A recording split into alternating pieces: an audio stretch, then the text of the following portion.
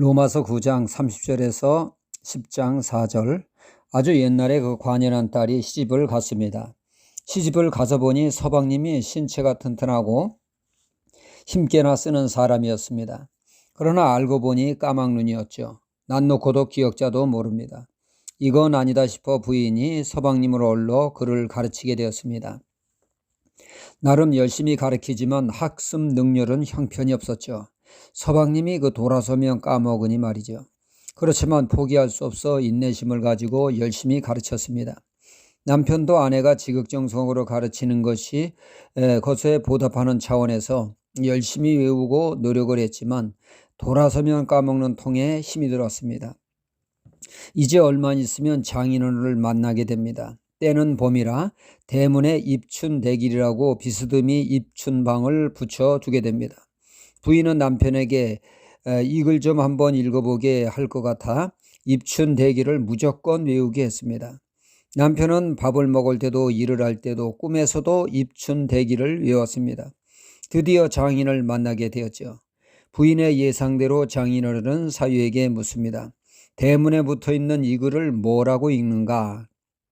순간 긴장한 사위는 앞이 캄캄해지면서 생각이 나지 않았습니다. 생각을 쥐어짜니 4글자 중에 3글자는 생각이 났는데 앞 글자가 영 생각이 나지 않습니다. 이를 지켜본 아내는 연신 입을 만지작거립니다. 첫 글자가 입자니까 말이죠. 하지만 남편은 아내가 연신 코를 만지는 것으로 잘못 알아 큰 소리로 코춘대길입니다 라고 했다고 하는 이야기죠. 무지가 만든 해프닝입니다. 우리의 신앙도 복음에 대해서 바로 알지 못하면 그릇된 코춘대길의 신앙이 될 수가 있습니다. 최근 한 분의 신앙 스토리를 듣게 되었는데 이분은 어려서부터 전도받아 열심히 신앙생활을 하게 되었습니다. 교회에 친구들도 많아 교회 생활이 재미있었습니다. 거기다가 교회 어른들의 칭찬이 더욱더 열심히 신앙생활하는 데 도움이 되었습니다. 하지만 나이가 들고 갈수록 자신은 이방인 같다는 느낌을 갖게 되었죠. 왜냐하면 예배 시간에 보면 또는 집회 때 보면 다른 친구들은 우러나오는 웃음과 말씀에 아주 반응이 자연스러운데 자신의 신앙은 쥐어짜듯 반응하고 자유롭지 못한 자신을 발견하게 된다는 것이죠. 마치 꽃다는 보리자루처럼 말이죠. 주님의 십자가를 생각하면 하염없는 눈물을 펑펑 흘리는데 말입니다. 어느 날 이분은 깨닫게 됩니다. 자신이 복음을 바로 알지 못하고 있다는 사실을 알게 된 것이죠. 자신이 십자가를 보며 눈물을 흘린 것은 예수님이 불상에서 얼마나 아팠을까 해서 울은 것이지 예수님이 자신을 위해서 내 죄 때문에 돌아가신 것은 모르고 있었던 것이죠. 복음에 대한 바른 이해를 하고 또 예수 그리스도를 온전히 영접함으로 인해서 비로소 참신앙을 갖게 되었으며 영혼의 자유함이 있게 되었다는 것입니다. 복음을 바로 아는 것 무엇보다 제일 중요합니다. 예수님은 요한복음 8장 32절에 진리를 알지니 진리가 너희를 자유케 하리라 말씀하셨습니다.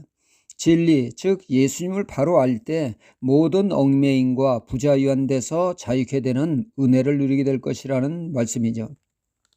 하나님이 율법을 주심은 하나님이 거룩하신 분이요 그분과의 바른 관계를 맺기 위해선 반드시 너희도 거룩해야 함을 말씀하는 것이 율법입니다. 하지만 율법을 지킴으로 행함으로 거룩해질 수 없기에 율법의 요구의 거룩을 주님이 다 이루심으로 주님을 믿는 자에게 구원을 주신다고 하는 것이 하나님의 뜻입니다. 이것이 바로 복음이죠. 이 뜻을 모르는 무주가 코춘대길의 신앙이 되게 한 것입니다. 율법이 자신의 행위가 구원을 가져다 줄 알고 상상 초월의 열심으로 신앙생활을 합니다. 유대인들이 그렇죠. 자신들의 선한 행위가 자신의 의가 구원을 가져다 줄 걸 알고 또 하나님께서 그것을 구원으로 인정해 줄 것이라고 말이죠. 하지만 그럴수록 그들의 신앙은 하나님의 뜻과 구원엔 더욱더 멀어져만 갔습니다. 하나님을 기쁘시게 한다는 것이 오히려 하나님을 대적하며 그들에게 주신 그런 생명과 구원을 가져다 주는 복음을 대적하는 안타까운 일이 발생되었던 것이죠. 그들의 열심과 수고가 그들의 구원의 문을 막는 어리석음이 되었습니다. 신앙생활에 열심이 귀한 것입니다. 그러나 진리를 떠난 열심은 더욱더 신앙에 해를 가져다 줍니다. 이단의 그 특징이 열심이 아니겠습니까? 그들의 치명적인 단점은 복음의 무지에 있다는 것입니다. 무지가 그릇된 신앙으로 치닫게 합니다. 그러므로 우리는 바른 신앙을 위해서 복음을 바로 아는데, 진리를 바로 아는데, 말씀을 사모하는 데 있어서 늘 겸손한 마음으로, 열린 마음으로 진리를 아는 데 있어 목마른 사슴과 같이 사모하는 신앙이 되어야겠습니다. 신앙이 복음에 서면 설수록 그 신앙은 성숙해지며 반듯한 신앙이 되며 하나님께 영광 돌리게 되어집니다. 그러므로 복음 신앙, 하나님께 영광 돌리는 신앙이 되어야겠습니다. 할렐루야.